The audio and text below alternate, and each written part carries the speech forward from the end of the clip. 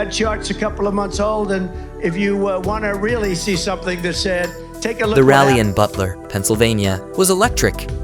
Thousands gathered, their faces lit with anticipation and excitement, as former President Donald Trump took the stage.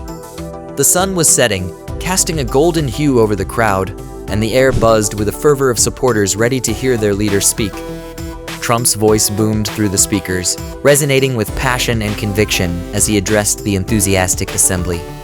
Suddenly, the atmosphere shattered. The sharp, unmistakable crack of gunfire pierced the evening air. Chaos erupted as the crowd ducked and scattered, screams blending with the echoes of the shots. Trump's figure, once standing tall and commanding, faltered. Secret Service agents swarmed around him, their movements a blur of urgency and precision. In that harrowing moment, Trump was hit.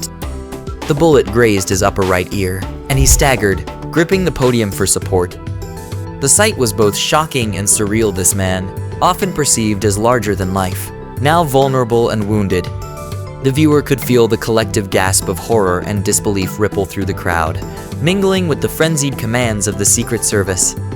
Amid the pandemonium, the bravery of Trump's security detail shone through. Moving his hair. Hold. When you're ready. On you. Ready. Move. Move. Go. Agents shielded him with their bodies, guiding him off stage to safety. Their faces, set in grim determination, reflected the gravity of the situation. Meanwhile, medics rushed to attend to the fallen and injured, their hands steady despite the chaos surrounding them. As Trump was whisked away to the hospital, his thoughts swirled in a haze of pain and prayer. The minutes stretched into what felt like hours. Each second brought a deeper realization of his own mortality. Lying on the stretcher, he closed his eyes and turned inward, seeking solace and strength in his faith. He whispered prayers, asking God for protection and guidance, feeling a profound sense of vulnerability he hadn't known in years. I believe in God. I am Christian. I want to just pray for Arnold if we can. For those at the rally, the scene was a nightmare unfolding in slow motion. The noise, the confusion, the fear, it was an experience that would be seared into their memories. The immediate aftermath was a blur of sirens, flashing lights, and the hurried footsteps of emergency responders. Yet, amidst the terror, there was a palpable sense of resilience. Trump's supporters, despite their shock, began to pray. Hands were clasped, heads were bowed, and voices united in a plea for God's intervention. It was a moment that transcended politics, revealing a shared humanity and a collective turning to faith in a time of crisis. This storm, this violent interruption, was not just an attack on a man, but a challenge to his faith and resolve. As the night wore on, Trump's thoughts oscillated between pain and prayer, fear and faith. The journey ahead was uncertain, but one thing was clear. This event would mark a pivotal moment in his life, testing his faith and fortitude in ways he had never imagined. The ride to the hospital was a blur of pain and flashing lights for Donald Trump. His ear throbbed, blood seeping through the makeshift bandage. As he lay on the stretcher, memories of the attack mingled with a prophecy he had heard months earlier. Prophet Brandon Biggs had warned, "I saw an attempt on his life." This bullet flew by his ear, and it came so close to his head that it busted his eardrum. And then I saw an attempt on his life. This bullet flew by his ear, and it came so close to his head that it busted his eardrum. He fell to his knees during this time frame, and he started worshiping the Lord. He got radically born again. I'm talking, people say he's saved now, but he comes really on fire for Jesus. Trump pondered these words, feeling the eerie accuracy of Biggs' prophecy. His ear, still ringing from the shot, served as a physical reminder of how close he had come to death. This wasn't just an attack. It was a pivotal moment, one that had been foretold. As the ambulance sped through the streets, Trump's mind raced. He had always considered himself a man of faith, but this incident brought a new urgency to his relationship with God. In the hospital, surrounded by family and medical personnel, Trump found moments of solitude to pray. The pain in his ear and the fear from the attack were constant companions, but they also drove him to seek comfort and strength in his faith. He remembered Biggs' prophecy vividly, especially the part about falling to his knees and worshiping the Lord. It was time to fulfill that vision. Somebody said to me the other day, "You're the most famous person in the world by far." I said, "No, I'm not. They said, who's more famous? I said, Jesus Christ. During his recovery, Trump's hospital room became a place of spiritual awakening. He spent hours in prayer, reading the Bible, and reflecting on his life. The injury had not just pierced his ear, but had opened his heart to a deeper, more fervent faith. The prayers of his family and supporters, the outpouring of love from the public, and his own newfound zeal combined to create a transformative experience. The media frenzy outside contrasted sharply with the quiet, introspective atmosphere in Trump's room. Headlines speculated about his political future, but Trump's thoughts were far from the political arena. He was focused on his spiritual journey, on understanding God's plan for him in the aftermath of the assassination attempt. The prophecy echoed in his mind, particularly the part about becoming really on fire for Jesus. This was his chance to demonstrate a renewed and passionate faith. As he recovered, Trump began to share his experience with close friends and family. He spoke of the prophecy, the near-death encounter, and his commitment to living a life that reflected his deepened faith.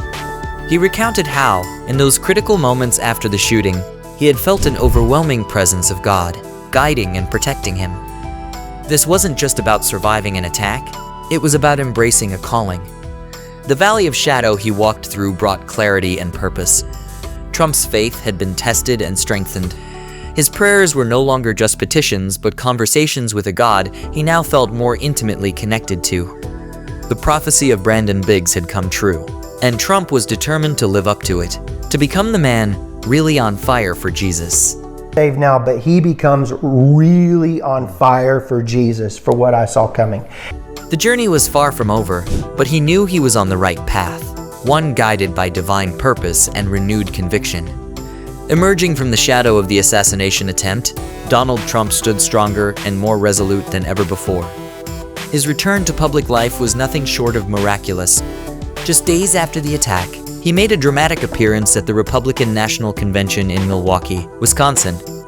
The auditorium was packed, and the atmosphere was electric with anticipation. To the hills of Tennessee, across the plains of Texas. As Trump walked onto the stage, the crowd erupted in cheers, a testament to their unwavering support and relief at seeing him well. Trump's speech that evening was different. It was imbued with a profound sense of gratitude and a deepened faith that was palpable to everyone present. He began by recounting the harrowing experience of the shooting, vividly describing the moment the bullet grazed his ear and the immediate chaos that ensued. The viewers were spellbound as he shared his journey from that life-threatening moment to his recovery, highlighting the power of prayer and the role of divine intervention. Prayer changes hearts and transforms lives. It uplifts the soul, inspires action, and unites us all as one nation under God. He spoke passionately about the prophecy of Prophet Brandon Biggs, who had foreseen the attempt on his life. "I saw an attempt on his life," Biggs had said. "This bullet flew by his ear, and it came so close to his head that it busted his eardrum.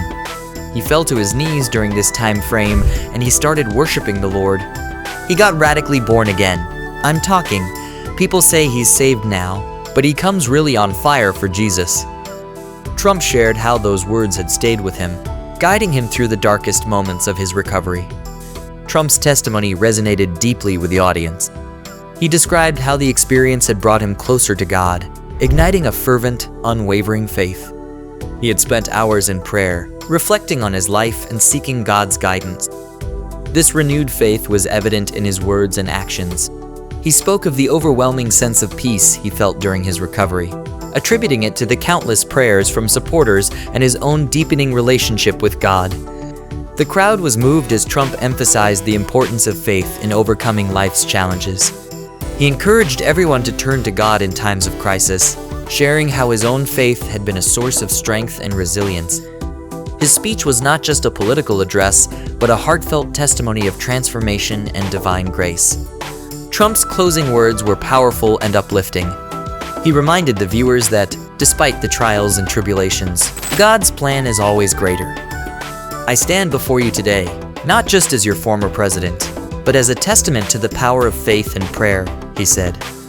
"Through this ordeal, I have learned that with God, all things are possible." let us continue to walk in faith and trust in His divine plan. The auditorium echoed with applause and cheers as Trump left the stage. His journey from the brink of death to a renewed purpose was a compelling narrative of faith triumphing over adversity. The prophecy had come true, and Trump's life had been irrevocably transformed, igniting a fire for Jesus that burned brighter than ever before. In America, we don't worship government, we worship God. Let us take inspiration from this journey. In times of crisis, let us turn to God, seek His guidance, and trust in His divine plan. With faith, we can overcome any adversity and emerge stronger, just as Trump did. Let this testimony encourage us to deepen our own faith and walk boldly in the path God has laid out for us. Thank you for joining us today and witnessing this powerful testimony of faith and resilience. If you were inspired by this story, please let us know your thoughts in the comments below. Don't forget to like this video, subscribe to our channel, and share it with your friends and family to spread the message of faith and hope. Together, let's build a community of believers who stand strong in their faith. God bless, and see you in the next video.